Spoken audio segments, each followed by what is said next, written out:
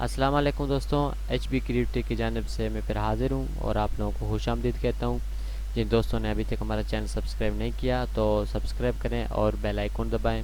آج ہم بات کریں گے آیا صوفیہ کے بارے میں۔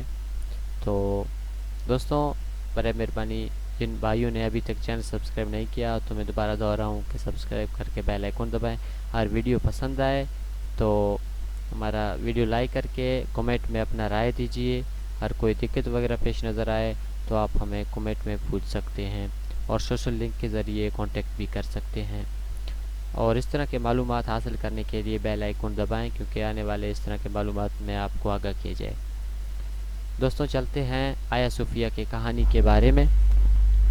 قسطنطنیہ جسے آج کی دنیا استنبول کے نام سے جانتی ہے، حضرت محمد صلی اللہ علیہ وسلم ختم الانبیاء صلی اللہ علیہ وسلم کی زبان مبارک سے اس شہر کا ذکر کئی حوالوں سے ہوا ہے، اور یہ آپ صلی اللہ علیہ وسلم کے پیش گوئیوں کی حقانیت کے امین ہے۔ یہ شہر آپ کے پیش گوئیوں کے مطابق 1453 میں فتح ہوا، لیکن اس عظیم شہر کے بارے میں باقی تمام حدیث اس بڑی جنگ ملحمۃ البکری سے متعلق ہے، جس میں یہ شہر ایک بار پھر مسلمانوں کے ہاتھ سے نکل جائے گا اور سیدنا امام مہدی کے فتوحات میں فتح ہونے والا آخری شہر یہی ہوگا۔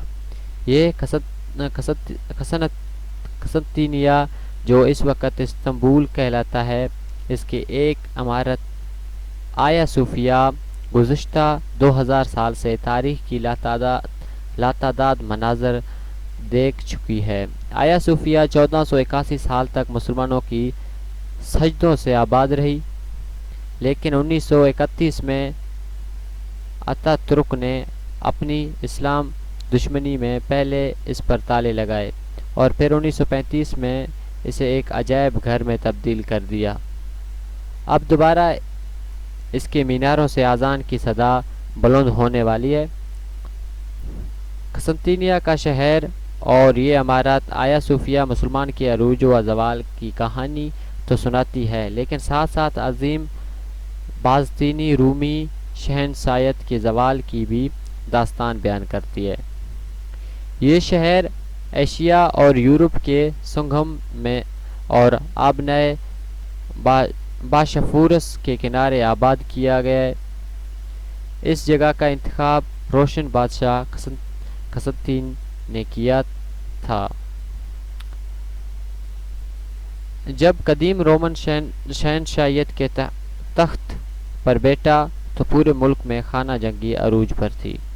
رائے رومی بادشاہ کی عیسائی اختلاق باختگی اور مقبول ہوتے جا رہے تھے۔ قسطنطنیہ کی افواج اس خانہ جنگی میں بے در پہ شکست کھا رہی تھی کہ میلان کے مقام پر اس نے اے قدم پر اعلان کیا، نشان چمکایا ہوا دیکھا، جس کی تعبیر کے نتیجے میں اس نے عیسائیت قبول کر لی اور ہتھیاروں پر حرکت کے طور پر عیسائیت کا نشان بھی کندھا کرنے کا حکم دیا۔ اس کے بعد جب وہ قابل فوج پر میلوین پل کے مقام پر حملہ آور ہوا تو فتح یاب ہو گیا۔ اس فتح کے بعد ہی وہ 1312 عیسوی میں متحد روم کے تخت پر جلوہ گر ہو سکا۔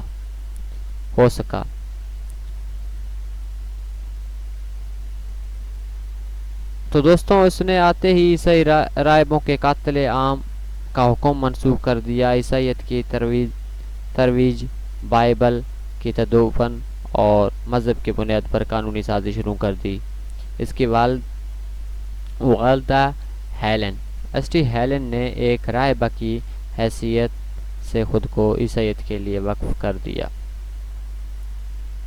تو قسطنطنیہ نے اس سے بہت سا سرمایہ اور سپاہی دے کر فلسطین بھیج دیا تاکہ وہ وہاں جا کر سیدنا عیسیٰ علیہ السلام کی جائے پیدائش پر ایک گرجا گھر تعمیر کرے۔ یہ گرجا گھر بیت الحم فلسطین میں آج بھی تمام عیسائی گروہوں کا مقدس ترین مقام تصور ہوتا ہے۔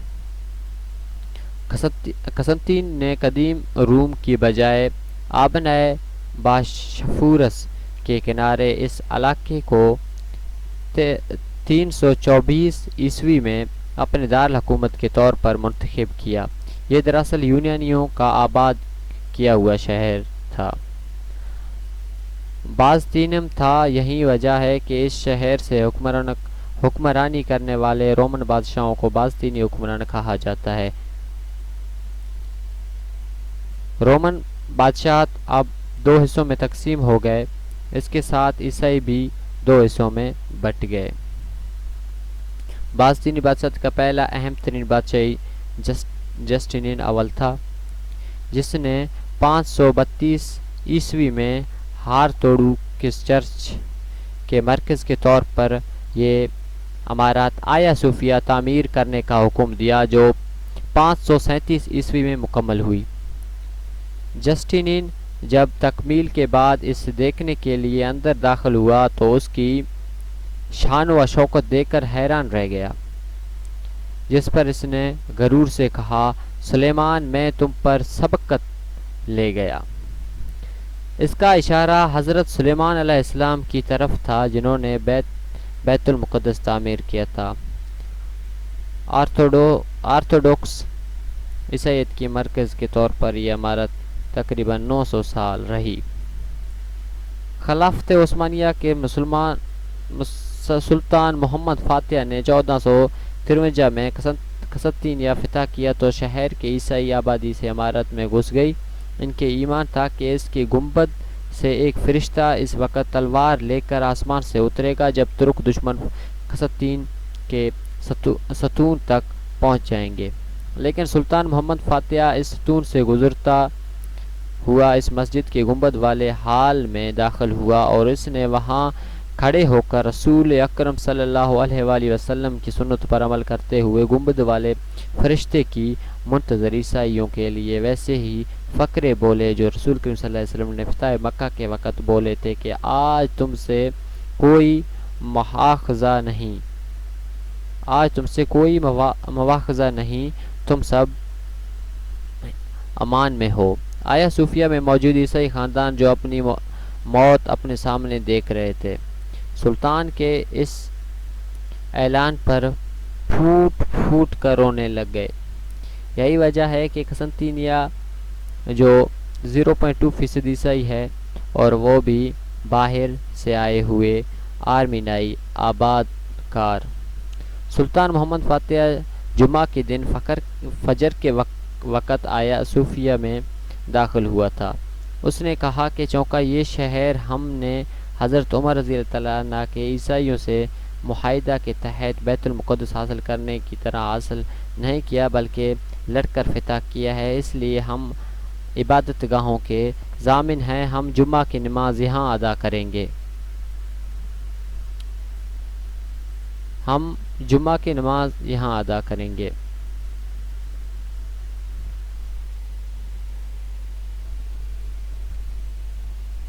ہم جمعہ کی نماز یہاں ادا کریں گے۔ اس دن سے 450 سال تک یہ جگہ اذانوں سے گونجتی اور سجدوں میں مذہین رہی۔ مصطفیٰ کمال اتا ترک نے 1931 صرف اسلام دشمنی میں سے بند کیا۔ وہ اس سے واپس گرجا گھر بنانا چاہتا تھا، لیکن ایک تو وہاں عیسائی آباد نہ ہونے کی برابر تھی اور دوسرا مسلمان کا دباؤ۔ جنگ عظیم اول کے بعد آبادی کا بہت بڑا ایک تبادلہ ہو چکا تھا، جس کے تحت 10 لاکھ عیسائی یونان چلے گئے اور 3 لاکھ مسلمانوں کو ترکی بلا لیا گیا تھا۔ عیسائیوں کی غیر موجودگی میں آیا صوفیہ ایک ہی آباد گرجا گھر ہی رہتا۔ آتا ترک کے اسلام دشمنی اس قدر تھی کہ اس نے گرجا بنانے میں ناکامی کے بعد اسے مسجد کے بجائے ایک عجائب گھر بنا دیا۔ آج طیب اردگان کی حکومت 85 سال بعد دوبارہ اسے 450 سال مسلم تاریخ کو زندہ کرنے جا رہے ہیں، جس کے بارے میں اقبال نے کہا تھا، آذان نے کبھی یورپ کے کلیسائیوں میں، کبھی افریقہ کے تپتے ہوئے صحراؤں میں بہت سے سیکولر جس کے بارے میں اقبال نے کہا تھا کہ اذانیں کبھی یورپ کی کلیسائیوں میں، کبھی افریقہ کے تپتے ہوئے صحراؤں میں، کبھی بہت سے سیکولر لبرل تھلملائیں گے، شور مچے گا، لیکن آثار قدیمہ کے عالمی اصولوں کے مطابق تمام قدیمی عمارتیں اور نوادرات اس ملک کی ملکیت ہوتی ہیں جہاں وہ پائے جاتے ہیں۔ اس لیے آیا صوفیہ بھی مسلمانوں کی ملکیت ہے۔